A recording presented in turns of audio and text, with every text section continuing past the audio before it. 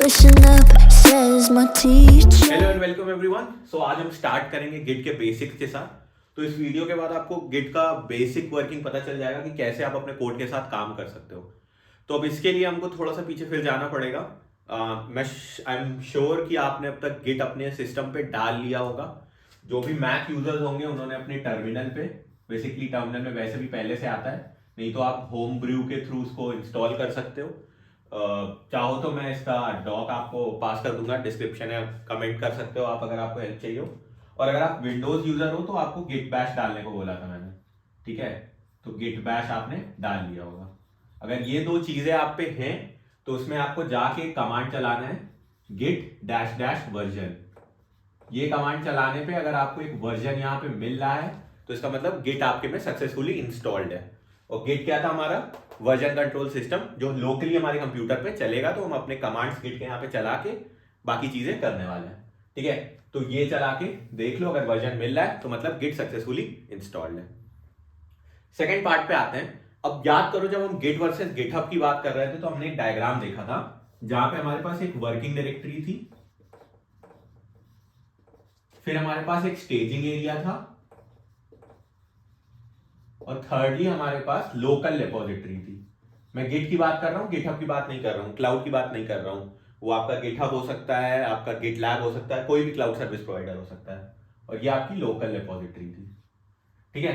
तो ये तीन चीजों की जब मैं बात कर रहा हूं, इसमें से ये लोकल रेपो, ये पूरा सिस्टम ऑफ रिकॉर्ड्स पूरा आप कह सकते हो ये आपके कंप्यूटर पे होगा, जो मेंटेन करेगा कि ये हिस्ट्री क्या रही है, क्या चेंजेस हुए हैं, सारी ट्रैकिंग वैकिंग यहाँ पे होगी, ठीक है। तो अब मैंने कहा जब गिट इंस्टॉल किया तो गिट इंस्टॉल करने से लेट से मैं कोई फोल्डर को ट्रैक करना चाहता हूँ कि इस फोल्डर में क्या चेंजेस हो रहे हैं, कैसे क्या हो रहा है, केवल गिट इंस्टॉल करने से नहीं करने लगेगा। हमारे सिस्टम में कितने सारे ऐसे अनगिनत फोल्डर्स होंगे, राइट। ऐसे thousands and thousands of folders होंगे। तो क्या है, सबको ट्रैक करने लगेगा? नहीं, हम सबको नहीं ट्रैक करना चाहते। मैं एक प्रोजेक्ट उठाऊंगा, केवल उसको ट्रैक करना चाहता हूं। तो अब ये ट्रैकिंग में बताना पड़ेगा ना मुझे। तो मैं कैसे बताता हूं? वो मैं एक लोकल रिपोजिटरी बनानी पड़ती है मुझे। ये तीसरा चीज, ठीक है। तो ये तीसरी चीज बनाने के लिए मुझे इस फोल्डर के अंदर एक कमांड चलाना होता है। अब इस फोल्डर के अंदर कैसे आते हैं ये हम ऑलरेडी टर्मिनल के बेसिक्स में डिस्कस कर चुके हैं, चेंज डायरेक्टरी की मदद से। तो आप देखोगे आप कहां पे हो, सीडी कर करके इसके पाथ पे आओगे, ठीक है। तो लेट से इसका नाम है टेस्ट फोल्डर, ठीक है। और मैं अपने डेस्कटॉप, इसको मैंने बनाया है, लेट से डेस्कटॉप है मेरा। डेस्कटॉप के अंदर एक फोल्डर है गिटहब, और गिटहब के अंदर एक फोल्डर है टेस्ट, जिसको मैं अपना प्रोजेक्ट मान रहा हूं, ठीक है। तो मुझे इसके अंदर आके ये लोकल रिपोजिटरी बनानी पड़ेगी, ठीक है। तो मैं कैसे बनाऊंगा? मैं कहूंगा cd, और लेट से मैं अभी अपने यूजर्स वाले में हूं बाय डिफॉल्ट अपने टर्मिनल में। तो मैं यहां पे cd कमांड चलाऊंगा, चेंज डायरेक्टरी। किस में जाएंगे? पहले डेस्कटॉप में जाएंगे। थोड़ा सा लिख के आप टैब दबाओगे, अगर टैब दबाओगे तो ऑटोमेटिक उसको पूरा कर देता है, ठीक है। तो डेस्कटॉप अपने आप पूरा कर देगा। हम एक ही बार में भी जा सकते हैं। तुरंत मैं स्लैश लगाऊंगा, फिर गिट का जैसी GIT लिख के फिर टैब दबाऊंगा, वो गिटहब अपने आप कर देगा, ठीक है। फिर मैं स्लैश टेस्ट लिख दूंगा, और मैं जैसे ये एंटर करूंगा, ये कमांड चलाऊंगा, मैं यहां पे मैं अपने आप टेस्ट फोल्डर के अंदर आ जाऊंगा। अब मैं टेस्ट फोल्डर के अंदर आ गया हूं। लेट से ये एम्प्टी फोल्डर है, तो मैं यहाँ पे ls चला के भी देख सकता हूं। ls क्या था? लिस्ट करने के लिए। अब मैं सारी फाइलें जब यहाँ पे लिस्ट कर लूंगा और देखूंगा यहाँ पे कुछ भी नहीं आएगा, कुछ भी नहीं आएगा मतलब सही है, क्योंकि हमने कुछ भी नहीं डाल रखा है अभी इसके अंदर। तो अब मैं चाहता हूं कि ये वाला जो फोल्डर है, ये वाला जो प्रोजेक्ट है, इसकी ट्रैकिंग होनी चाहिए। इस पे ध्यान रहेगा मेरा। ये मेरी रेपोजिटरी होगी, लोकल रेपोजिटरी, ठीक है। तो उस रेपोजिटरी को इनिशियलाइज करना पड़ता है, बताना पड़ता है। वो बताने के लिए जो कमांड होता है हमारा, वो होता है git space init. You are initialising it, ठीक है। जब मैं गिट इनिट कमांड चलाता हूं तो इसके पीछे बहुत से राज खुलते हैं। जब मैं गिट इनिट कमांड इस फोल्डर के अंदर चलाऊंगा तो ऑटोमेटिकली एक फोल्डर बनाता है या एक डायरेक्टरी बनाता है डॉट गिट नाम से, ठीक है। ये डॉट गिट का बनने का मतलब है कि लोकल रिपोजिटरी हमारी इनिशियलाइज हो गई है, ठीक है। अब ये कैसे देखेंगे? अगर रिमेंबर ये एक डॉट फाइल है तो हिडन होगी। तो जब मैं अगर इसके अंदर ls चला रहा हूं, टेस्ट के अंदर ls चला रहा हूं तो कुछ नहीं आ रहा। हिडन फाइलें कैसे देखते हैं? उसके लिए डैश ए फ्लैग का यूज करते थे, अगर याद हो। ठीक है, लिस्ट ऑल, जब मैं लिस्ट ऑल चलाऊंगा तो यहाँ पे कई सारी फाइलें आ जाएंगी, मेरी डॉट गिट भी आ जाएगी, तो मेरी डॉट गिट यहाँ पे आ जाएगी। अब मैं क्या कर सकता हूँ, cd डॉट गिट कर सकता हूँ। अब मैं क्या कर रहा हूँ, डॉट गिट फोल्डर पे आ गया हूँ। अब मैं देखना चाहता हूँ इस डॉट गिट के अंदर क्या क्या है, तो मैं क्या करूंगा, फिर से ls चला दूंगा। जैसे ही मैं चलाऊंगा तो बहुत सारी चीजें लिख के आ जाएंगी, हेड लिख के आएगा और ऐसे ही कई सारी चीजें लिख के आ जाएंगी, कई सारी फाइल्स आ जाएंगी हमारे पास। अब ये सब फाइलें क्या है, यही सब फाइलें वो हैं जो हमको मदद करेंगी लोकल रिपोजिटरी में हमारी चेंजेस जितनी भी ट्रैक होंगी, फोल्डिंग में जो जो चेंजेस होंगे, कैसे कैसे हमारी हिस्ट्री रही है, वो फोल्डर कैसे कैसे बदला गया है, उसका क्या हिस्ट्री रही है, पूरा सब कुछ जो होता है वो मेरा डॉट गिट में आता है। तो डॉट गिट के अंदर अगर ls करोगे तो आपको कई सारे फाइल्स और फोल्डर्स मिलेंगे, जिसके अंदर अभी हम नहीं जा रहे हैं क्योंकि एक बेसिक ट्यूटोरियल रहेगा यहाँ पे। ठीक है, तो ये हमारा एक डॉट गिट कमांड रहेगा।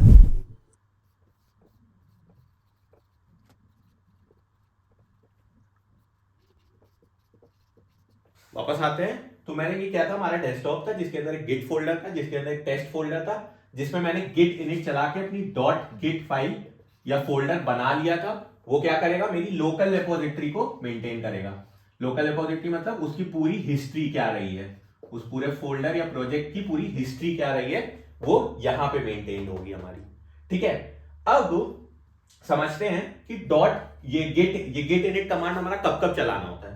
तो एक तो मुझे इनिशियलाइजेशन से समझ आ रहा है कि जब भी मैं कोई पहली बार प्रोजेक्ट बना रहा हूँ जिसमें मैं गिट की पावर्स चाहता हूँ या ताकत चाहता हूँ, मैं ये कमांड वहां चलाऊंगा। ठीक है, तो जब भी मैं इनिशियलाइज करने जा रहा हूँ रिपोजिटरी को, तब ये चलाऊंगा। दूसरी चीज मुझे क्या समझ आई कि इसको मैं एक ही बार चलाऊंगा। एक प्रोजेक्ट, जैसे मैं टेस्ट प्रोजेक्ट के लिए काम कर रहा हूं तो एक ही बार उसको चलाने वाला हूं, वंस पर प्रोजेक्ट। ठीक है, ताकि हम उस फोल्डर की ट्रैकिंग कर पाए। अब इसमें एक क्वेश्चन और आता है, लेट से, और काफी गलती भी होती है जो मैंने देखा है। जैसे ये टेस्ट फोल्डर है, ठीक है, इसके अंदर मैंने एक सब फोल्डर बना दिया, लेट्स कॉल इट test1। ठीक है, टेस्ट फोल्डर के अंदर एक सब फोल्डर है, मतलब उसके अंदर एक और फोल्डर है जिसका नाम test1 है। तो क्या मैं इसके अंदर भी जाके गिट इनिट चला सकता हूं? तो फिर वो इसको भी ट्रैक करने लगेगा। ठीक है, बट ये गलत है। ठीक है, अगर आप इसके अंदर भी चला दोगे तो फिर इसका मतलब ही क्या रह गया, क्योंकि हम जब इसमें चला रहे हैं, जब यहां पे गिट इनिट कर रहे हैं, तो हम कह रहे हैं कि भाई ये पूरे फोल्डर को, इसके फोल्डर को भी और इसके सब फोल्डर्स को भी, और सारी फाइलों को भी, सबको ट्रैक करो, पूरे ट्री को ट्रैक करो। ये ट्री जो बनता है फाइल के अंदर फाइल, हम इन सबको ट्रैक करने वाले हैं। ठीक है, हम केवल यही नहीं रुकने वाले हैं। तो इसके अंदर आके फिर से वो चलाने बेवकूफी से कम नहीं होगा। ठीक है, अब लेट से हमने गलती से बेवकूफी कर दी, मैंने गिट इनिट यहां चला दिया, तो एक डॉट गिट फाइल और बन जाएगी यहां पे। तो मैं इसको कैसे सही कर सकता हूं? सोचो, कम ऑन, टाइम लो, सोचो। सोल्यूशन क्या होगा? याद करो, हमने रिमूव करने का भी तरीका देखा था टर्मिनल में। तो मैं क्या करूंगा, इस test1 फोल्डर पे जाऊंगा और वहां पे रिमूव का कमांड चलाऊंगा। लेकिन रिमूव क्या करनी है, डायरेक्टरी करनी। Dot git is a directory, तो कैसे करते थे, -rf.git। ये चला के मैं अपनी गिट अगर उड़ा दूंगा तो वापस फिर ट्रैक करना छोड़ देगा। अगर मैं इसको पेरेंट पे भी चला दूंगा तो ट्रैक करना छोड़ देगा। ठीक है, तो कभी लेट से मैं काम कर रहा हूं, मुझे वो पूरा फोल्डर नहीं कराना है ट्रैक, मैं जाऊंगा उसकी डॉट गिट फोल्डर अगर मैं उड़ा दूंगा, डॉट गिट डायरेक्टरी अगर मैं उड़ा दूंगा, तो उसकी पूरी हिस्ट्री उड़ गई, पूरी उसकी हिस्ट्री उड़ गई, तो एक नॉर्मल फोल्डर की तरह बिहेव करेगा, कोई ट्रैकिंग नहीं, कुछ नहीं। सारा जादू यहाँ का है, सारी सुपर पावर जो है वो हमारी डॉट गिट पे रिसाइड करती है। इसलिए गिट इनिट जो है काफी प्रोमिनेंट और काफी इंपॉर्टेंट कमांड हो जाती है गिट की, जिसको लोग जल्दी यूजुअली ऐसे ध्यान देते हैं, हाँ ठीक है इनिट कर दिया। ठीक है, तो वंस पर प्रोजेक्ट करना होता है, और ये कहां पे चलता है, हमारे टॉप लेवल फोल्डर पे चलता है। तो ये तीन चीजें हमने इसमें सीखी। टॉप लेवल फोल्डर मतलब वही बताया ना, टॉप फोल्डर पे चलाओगे जहां से ट्री आप चालू हो रहा है प्रोजेक्ट आपका, जो भी मेन प्रोजेक्ट है। जैसे मैं टू डू ऐप बना रहा हूं, तो मैं टू डू ऐप के एकदम टॉप पे जाके चलाऊंगा, उसकी किसी फाइलों पे जाके नहीं चलाऊंगा अलग अलग, ताकि वो पूरे ट्री को ट्रैक कर सके। उसके अंदर जो भी सब फोल्डर फाइलें सब है वो अपने आप ही ट्रैक करेगा, सब फोल्डर में चलाने की जरूरत नहीं है। वापस आते हैं, अब अगला कमांड हम जो देखेंगे, ये एक और इंपॉर्टेंट कमांड है जो काफी फ्रीक्वेंटली लोग चलाते रहते हैं, दैट इज गिट स्टेटस। ठीक है, अभी गिट स्टेटस क्या बताता है, वर्ड से ही सजेस्ट हो रहा है भाई, स्टेटस बताएगा। अब किस चीज का स्टेटस बताएगा, जो भी ये फोल्डर और फाइल हमारी मेन फोल्डर के अंदर होंगी, उनका क्या स्टेटस चल रहा है। Status in terms of what, याद करो हमने तीन चीजों की बात करी थी, हमारे पास वर्किंग डायरेक्टरी होती है, स्टेजिंग एरिया होता है, और तीसरा लोकल रिपोजिटरी होती है। ठीक है, लोकल रेपो मेन जगह है जहां पे सब कुछ ट्रैक वैक हो रहा होगा। ठीक है, तो स्टेटस बताता है अभी हम वर्किंग डायरेक्टरी में काम कर रहे हैं, ठीक है, अभी स्टेजिंग एरिया में पड़ा हुआ है, या फिर ये लोकल रिपोजिटरी में चला गया है। तो ये कमांड चला के हम इस चीज को पता करते हैं। अगर अभी मैं टेस्ट के अंदर जाके गिट स्टेटस चलाता हूं, गिट स्टेटस को अगर चलाऊंगा तो वो बता देगा कि भाई अभी क्योंकि मैंने कुछ चेंज किया ही नहीं है, तो वो बताएगा कि वर्किंग ट्री क्लीन है। ठीक है, अब ये क्या है ये सब हम बाद में समझेंगे। वर्किंग ट्री क्लीन का मतलब है कि अभी मैंने कोई चेंज किया ही नहीं है, जो मेरा फोल्डर है उसके अंदर मैंने कोई चेंज नहीं प्रोड्यूस किया है। ठीक है, इसलिए वर्किंग ट्री को क्लीन दिखाएगा। अब लेट्स से मैंने इस टेस्ट के अंदर, जो मेरा टेस्ट फोल्डर है, इसके अंदर एक और फाइल बना दी, let's say file .html। File कैसे बनाते थे? टच कमांड की मदद से। तो फाइल .html में जैसे ही बनाऊंगा, ठीक है, और मैं फिर से अगर गिट स्टेटस चलाता हूं इसको बनाने के बाद, अगर मैं गिट स्टेटस कमांड चलाता हूं तो बताएगा कि आपने एक फाइल बनाई है। तो मेरे को यहां पे बताएगा कि फाइल बनाई गई है, लेकिन वो उसके आगे बताएगा कि एक अनट्रैक्ड फाइल है। अब अनट्रैक्ड क्यों है? याद करो जब मैंने गिट इनिट चलाया था तो क्या हुआ था, एक डॉट गिट बन गई थी।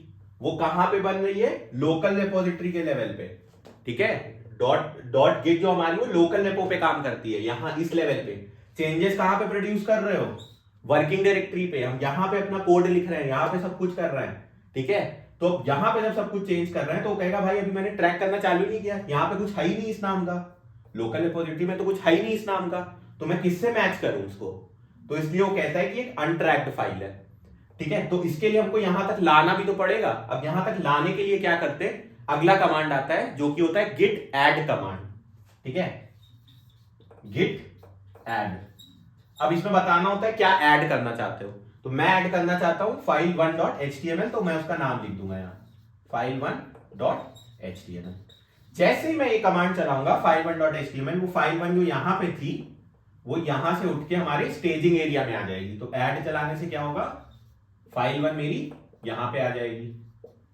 ठीक है, अब file1 मेरी यहां पे आ गई है। अब मैं अगर फिर से गिट स्टेटस चलाऊंगा, वो कहेगा, अब गिट स्टेटस फिर से चलाने पे यही कहेगा कि अब आपके पास चेंजेस हैं बट वो कमिट नहीं हुए हैं। वो एक वर्ड यूज करेगा, कमिट नहीं हुए हैं। इसका क्या मतलब है कि आपको अभी भी वो लोकल रेपो पे नहीं आए हैं, आपको उसको ले जाना है। तो उसके लिए हम क्या यूज करते हैं, उसके लिए फिर गिट कमिट यूज करते हैं। तो कमिट करके कमांड होती है जिसको जब हम लिखते हैं तो फिर वो फाइल यहां से उठ के यहां चली जाती है। जो भी हमारे स्टेजिंग एरिया में जो भी चीजें होंगी उनको उठा के हम वहां भेज रहे हैं। ठीक है, लोकल रेपो पे। अब मैं जैसे इसको लोकल रेपो पे भेजूंगा, ठीक है, अब मैं फिर से गिट स्टेटस चलाऊंगा तो क्या होगा, वो चेंजेस यहां से उड़ गए, स्टेजिंग एरिया पे गए, स्टेजिंग एरिया से उड़ गए और यहां पे आ चुके हैं। ठीक है, तो फिर से ये देगा वर्किंग ट्री क्लीन, फिर से ये स्टेटस पे ये देने लगेगा। अब लेट से इस file1.html के अंदर जाके मैंने कुछ कोड लिख दिया, हेलो वर्ल्ड लेट से। ठीक है, कोड मॉडिफाई कर दिया। अब जब मैं इसको मॉडिफाई कर दिया और मैंने फिर से गिट स्टेटस चलाया, तो वो अब अनट्रैक्ड नहीं देगा। क्यों? क्योंकि अब वो फाइल यहां पे है और लेट से वो खाली है। अब यहां पे लोकल रेपो में वो खाली है और यहां पे मैंने हेलो वर्ल्ड डाल दिया है। तो कहेगा भाई कुछ तो चेंज है, दोनों में अंतर है, इन दोनों में अंतर है। तो इसलिए वो यहां पे कहेगा कि ये मॉडिफाइड है। तो गिट स्टेटस मेरे को बताएगा कि आपकी जो फाइल है वो मॉडिफाइड है। ठीक है, मॉडिफाइड है। तो फिर से मैं क्या करूंगा, उसको ऐड करूंगा। अब यहां पे हेलो वर्ल्ड वाले चेंजेस हैं मेरे, मैं उसको ऐड करूंगा, फिर मैं उसको कमिट करूंगा वापस लोकल रेपो में। ठीक है, तो अभी तक हमने कौन कौन से कमांड देख लिए। पहला था गिट इनिट, इनिशियलाइज करने के लिए, फिर ऐड वर्किंग डायरेक्टरी से स्टेजिंग एरिया में भेजने के लिए, फिर कमिट स्टेजिंग एरिया से लोकल रिपोजिटरी पे भेजने के लिए, और स्टेटस जो हमको इन तीनों का हाल बताएगा कि मेरी फाइल का भी हाल क्या चल रहा है, looking across the git structure. तो फिर से वापस आते हैं। अब याद करो वर्किंग डायरेक्टरी कुछ नहीं, जहां पे मैं अपना मेरा फोल्डर जिसके अंदर मैं कोड चेंजेस और वो सब कर रहा हूं। स्टेजिंग एरिया कोई ऐसे फिजिकल रेलेवेंस नहीं है, बस एक इमेजिन कर सकते हो एक एरिया है जहां पे हम पुट डाउन करते हैं अपना कोड। और तीसरा है लोकल रिपोजिटरी। ठीक है, लोकल रिपोजिटरी भी ऐसे कोई यही रेपो नहीं है। याद करो हमने डॉट गिट फाइल की बात करी थी, तो इस डॉट गिट फाइल में जो पूरी हिस्ट्री और जो सब कुछ मेंटेन होता है जहां पे, वो मेरा लोकल रिपोजिटरी का काम करता है। ठीक है, तो ये चीज में कंफ्यूज मत होना कि भाई लोकल रेपो और ये चीज तो सेम ही एकदम हुई जा रही है। नहीं, वर्किंग डायरेक्टरी में आप चेंजेस कर रहे हो, लोकल रेपो में जो डॉट गिट है जहां पे आप चेंजेस ट्रैक कर रहे हैं वहां हमारा लोकल रेपोज पे मैप हो रहा है। वापस आते हैं, तो अब ये सारी कमांड्स चलाने से पहले हमको एक चीज और देखनी होती है कि हमको अपना गिट को कॉन्फ़िग भी करना होता है। ठीक है, क्या चीजें कॉन्फ़िग करनी होती है? दो चीजें अपने लोकल पे हमको कॉन्फ़िग करनी होती है। एक होता है हमारा ईमेल कॉन्फ़िग करना होता है हमको, और दूसरा होता है हमारा नेम हमको कॉन्फ़िग करना होता है। क्यों करना होता है वो भी दिखा दूंगा, जब कमांड चलाएंगे खुद समझ आ जाएगा। ठीक है, नेम और ईमेल ऐसी चीजें हैं जो हमको कॉन्फ़िग करनी होगी, तो ये कमांड में चला के आपको दिखा दूंगा कि ठीक है भाई ऐसे कॉन्फ़िगर किया जाता है, अपना नाम और ईमेल आप कॉन्फ़िगर कर लेना। क्यों? क्योंकि जब आप कमिट करोगे ना, कमिट रिमेंबर स्टेजिंग एरिया से लोकल रिपोजिटरी पे भेजोगे, तो जब आप ये करोगे तो जो रिकॉर्ड ये रखेगा, जो भी रिकॉर्ड हमारे डॉट गिट में मेंटेन होगा, उसमें आपका ये नाम और ये ईमेल भी सेव होगा, ताकि कोई और आके देखे तो पता कर सके अच्छा इस आदमी ने, इस ईमेल वाले इंसान ने ये चेंजेस किए थे। ठीक है, तो इसलिए अपना ईमेल और नेम हमको कॉन्फ़िग करना होता है। अब वापस आते हैं, तो हमने क्या क्या सीख लिया कि लेट से फिर से मुझे वही करना है, मेरा एक टेस्ट फोल्डर है। ठीक है, अब मुझे एक वैल्यू नहीं समझ आ रही, स्टेजिंग एरिया का काम ही क्या रह गया, मैं डायरेक्ट क्यों नहीं कर देता हूं। ठीक है, यहां पे ऐड चला रहे थे, यहां पे कमिट चला रहे थे। ठीक है, तो मैं क्यों नहीं ये डायरेक्ट यहां से यहां भेज देता हूं, ये बीच में इसका काम ही क्या रह गया। तो इसका काम एक्चुअली बहुत इंपॉर्टेंट है, ग्रुपिंग का काम होता है। कैसे? लेट से मैंने यहां पे मैं गेम बना रहा हूं। ठीक है, तो उस गेम में एक सड़क होगी, सबवे सर्फर है। ठीक है, तो एक रोड रहती है और एक ह्यूमन रहेगा या एक प्लेयर रहेगा हमारा। ठीक है, तो ये मेरा प्लेयर हो गया, ये मेरा पाथ हो गया। तो मैंने क्या किया, मैंने प्लेयर का कोड लिख लिया। ठीक है, यहां मैंने प्लेयर का कोड लिख डाला, एक फाइल बनाई, उसमें मैंने प्लेयर का कोड लिख दिया। ऐसे ही मैंने पाथ बनाया और पाथ का कोड लिख दिया। ठीक है, अब मैंने प्लेयर और पाथ दोनों का कोड लिख लिया है, मैं दोनों एक साथ नहीं डालते हैं। ठीक है, मैं चाहता हूं कि एक बार में एक ही चीज है, ताकि मान लो अगर ये चीज फट गई या ये कोड मेरा फट गया या ये वाला नहीं चला, तो एटलीस्ट ये वाला तो सही होगा, तो मेरे को पता रहेगा कि मैं केवल इसका कोड हटा दूंगा और इसका ले लूंगा। ठीक है, बट अगर दोनों एक साथ डाल रहा हूं तो मुझे को डीबग करना पड़ेगा, अरे क्या क्या मैंने चेंज किया था, क्या क्या हुआ था। तो इसलिए हमेशा हम कोशिश करते हैं कि मेरे कमिट्स जो भी होते हो अटॉमिक हो। अटॉमिक मतलब एक चीज के साथ डील कर रहे हो। जैसे मैं प्लेयर का कोड अलग डालूंगा और पाथ का कोड अलग डालूंगा, कैसे और क्यों वो भी देखते हैं। चलो, तो मैंने क्या किया, मैंने प्लेयर वाले को पहले ऐड किया यहां पे, तो मेरे पास ग्रुप हो गया। प्लेयर वाला जितना भी कोड था, लेट से 1 फाइल 2 फाइल 3 फाइल, 3 फाइलें थी लेट से, और पाथ के लिए 4 फाइल 5 फाइल और 6 फाइल, तो 4 5 और 6। तो मैंने क्या किया, मैंने git add file 1 file 2 file 3 किया, तो 1 2 3 फाइल यहां पे आ गई। ठीक है, 1 2 3 फाइल यहां पे आ गई। अब जब मैं कमिट चलाऊंगा तो ये सीधे उधर चली जाती है।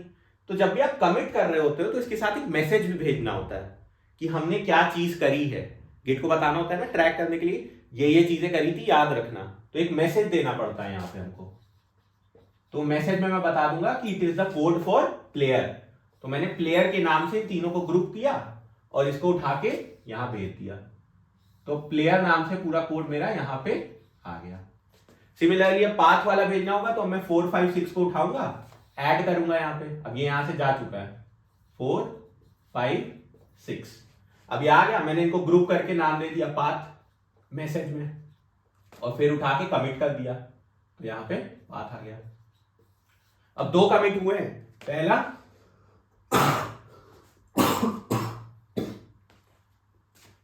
अब ये था मेरा कमिट 1, ठीक है, मेरा पहला कमिट, और ये था मेरा दूसरा कमिट, कमिट 2। ठीक है, अब ये दोनों कमिट हो गए मेरे लोकल रेपो पे। अब मुझे देखना है किसी रेपोजिटरी के लिए कि कितने कमिट्स हुए हैं या क्या क्या कमिट्स हुए हैं, उसकी हिस्ट्री क्या रही है। तो उसके लिए कमांड होता है git log करके, मैं अपने फोल्डर में ये चला दूंगा git log। ठीक है।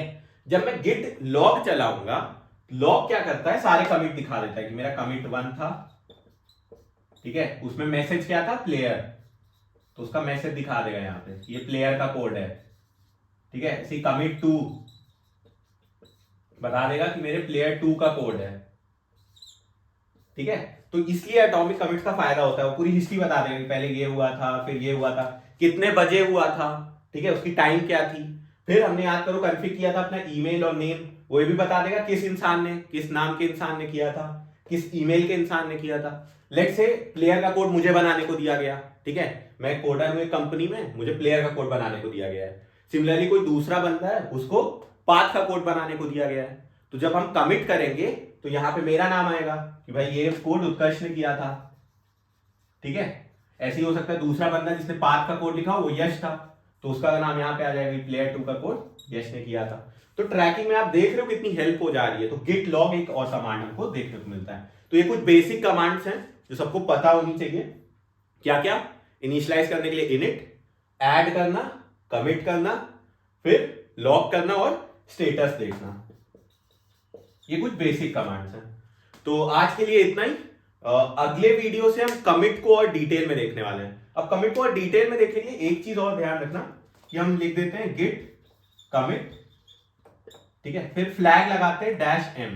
-m का मतलब होता है कि मैं एक मैसेज देने वाला हूं, फिर स्पेस में डबल कोट्स में मैं जो भी लिखना चाहता हूं, लेट्स से प्लेयर 1 का कोड, तो प्लेयर 1 करके लिखूंगा तो प्लेयर 1 के कोड में जाएगा। सिमिलरली गिट कमिट -m मैं लिख दूंगा पाथ कोड, तो पाथ के कोड में जाएगा।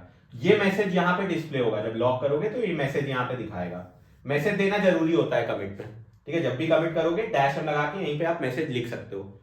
अगले वीडियो में हम कमिट को और ब्रेक डाउन करके देखेंगे कि कमिट में और छोटी छोटी चीजें क्या होती है, कौन से रूल्स फॉलो करने चाहिए, एटॉमिसिटी कैसे मेंटेन करते हैं, मैसेजेस लिखने का तरीका क्या क्या होता है, कौन कौन से एडिटर्स कॉन्फ़िगर कर सकते हैं, और जो भी हमने टर्मिनल में सीखा है उन सबको यूज करेंगे। So stay tuned and keep watching, like share subscribe. I'll be on a flight soon to be